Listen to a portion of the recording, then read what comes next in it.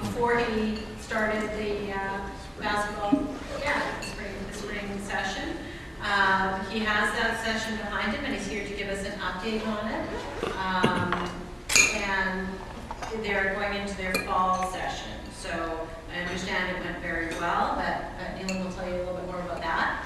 Neelam has moved to the Valley in 2003, bringing his wife, who was from the Valley originally. So welcome back to her, and glad to have you in the Valley, obviously, especially with your involvement in community. Rotarians love to see that. And 2 children, a boy and a girl, 10 and 8, and very involved. So glad to have you here. Neelam is also going to talk about work experience program at the high school. Neelam is the career advisor at the high school. So welcome, Neelam.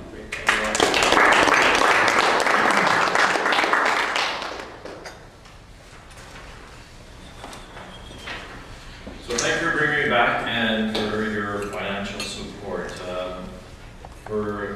I got 2 hats today. The first hat is the PAM, the Alberni Minor Basketball Association, and I put a little flyer on each of the tables that I kind of show in the fall program. I thought I would provide an update because in the spring when I was here, we had just started the spring session. We didn't know what it would be like. I ordered 80 basketballs. We were going to have 3 age groups. And on that first night was registration, and 133 kids showed up. Wow. So we were scrambling for basketballs and that kind of stuff, but it was all looked after. We had a lot of positive reviews from the parents. In hindsight now, we're running a fall session, as you can see. We partnered with Parks and Rec, and they have kindly waived their typical registration fee that they would handle that they would charge for handling intake. So they've got access to some other money. So we partnered up with Parks and Rec. They're handling and they're doing some advertising through their fall guide for our fall program, and which is kind of nice. Obviously, we're competing against all the other sports. So hockey, soccer, dance has started up. So our numbers so far are nowhere near the 133, but the spring session gives us hope that maybe that's our sweet spot. That's going to be the time when things are done in March, we'll look after them and keep them active in May and June in the spring. Also, we were approached by Wally Samuel Sr. to host a summer basketball camp for some First Nation kids. There's only 2 certified coaches in our ranks, and I'm one of them, and another lady, but by the time he approached us, my summer schedule was already booked. So the plan also is we've created PAMA in June. We're actually now an official organization. We have a bank account at the Scotia Bank.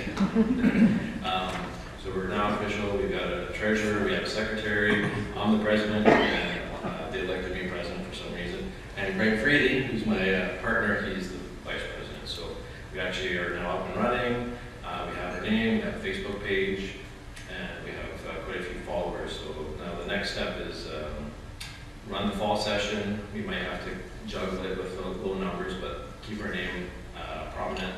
And then in the spring, I'm hoping to run a coaching clinic to get more coaches actually certified.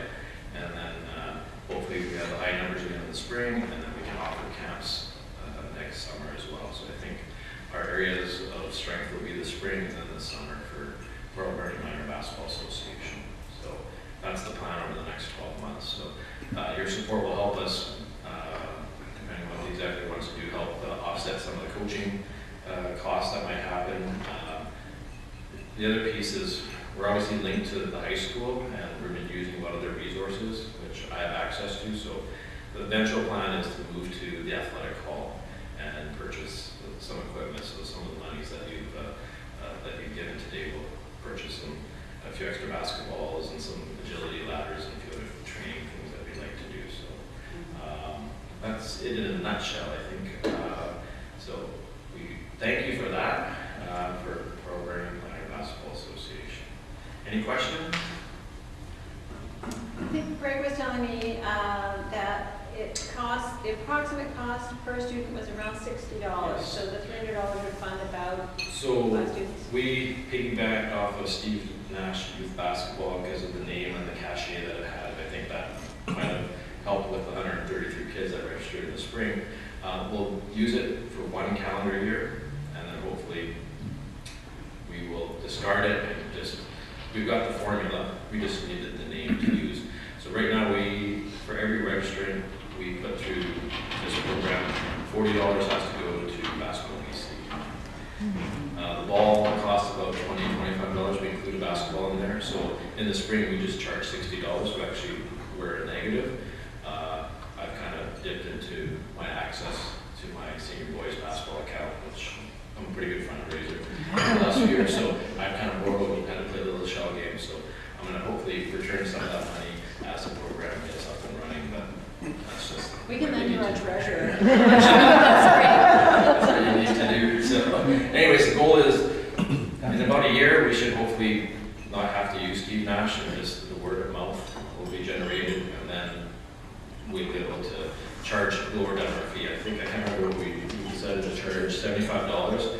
Now, ASS is, well, they're not charging us anything. They should be, but again, with our association with the high school, we're able to use it. The new high school, there is one downfall compared to the old school. The way the alarms are working, user groups can't just go in by themselves.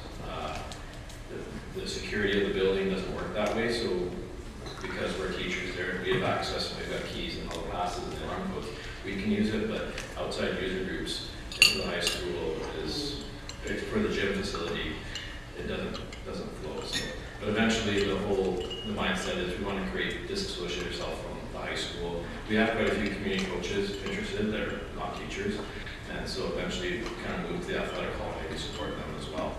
And then if we can charge a little bit lower fee, but still have to pay the athletic hall for their piece too and support them. That's the overall writing goal. Any other questions? So again, thank you very much for the basketball support. Flipping over to the yellow piece of paper that's on your desk, I thought if I can take 2 to 5 minutes for the networking opportunity. So I work in the Career Center, and the biggest piece that we try to offer to kids that impacts most of the kids is work experience. So we do a survey, we're just doing it right now. The survey is given to grade 10 to 12 students. It gets compiled, and then I have a master list of those 800 students. And we're trying to tease out what they would like to do or what their interests are. Throughout the year, we have employers or opportunities that come to us and say, hey, I'm interested in maybe showing a young student about accounting. Okay. Now, living in a smaller community, we've got good networking abilities. They can do a little bit of a job shadow. If they do enough of a job shadow in terms of getting to 90 or 100 hours, that actually turns into a grade 12 credit. I've placed various students around town. Some of them do well enough that the employer basically hires them after the 100 hours because they like them. After the 100 hours, if the employer doesn't like them, that's fine. But they benefited, hopefully they've provided some assistance to the employer, providing them an idea of what that career might look like. It's beneficial, obviously, for the student because they might realize this is what they do and not do it. So, dental hygienists, Ladybird, 133 kids all around town. We do have clumps, Candy Stripe, Parks and Rec youth programs. We have clumps of 20 to 30 groups as well. But if you know or are interested or have other businesses in town that might be willing to accept a student to come in there, we vet them. So we try not to send you students that are going to be an issue for you. So we vet them. I go over, if it's their first job, if you want to call it that, communication skills, talking, all those pieces of the puzzle, putting away your cell phone, so it doesn't show up at work or stuff like that. So I just wanted to pass that information on. I don't know how well the community knows what the Career Center does, so that's the biggest piece, and that falls basically on myself. We also do other stuff with college and getting kids up there, but for work experience, I think it can be beneficial to the community and to businesses to know about that and get them opportunity to post a student. Any questions on that? So please take those yellow cards away. If you know somebody, pass them on. My name, numbers on the top. So it's myself, Mr. Freely, Carrie Ann Winans, and Sue Quinders and EA. He helps support some of our kids up at the college. Do you have any questions? Oh, you're talking to a good group. There are a lot of different businesses represented here. And organizations.